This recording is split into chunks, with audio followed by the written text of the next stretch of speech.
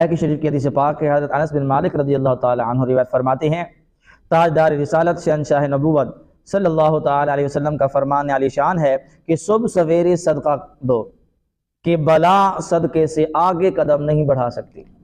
بلا، آفت، مصیبت صدقے سے آگے قدم نہیں بڑھا سکتی۔ صبح سویرے ہی تم صدقہ نکال دو، اس کے بعد جو ہے اپنا دن شروع کرو، یعنی کہ اپنا دن جب شروع کرو تو صدقے کے ساتھ شروع کرو۔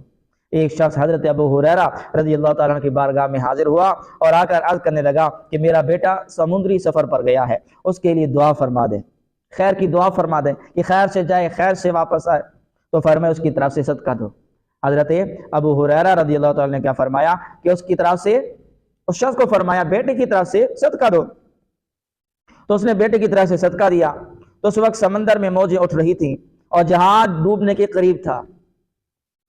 جس جہاز میں اس کا بیٹا سوار تھا، موجیں اٹھی تو وہ ڈوبنے کے قریب تھا۔ جب اس شخص نے بیٹے کی طرف سے صدقہ دیا تو ایک کہنے والے نے کہا کہ اے سوارو، تمہارے لیے سلامتی ہو، بے شک تمہاری طرف سے فدیہ قبول ہو چکا۔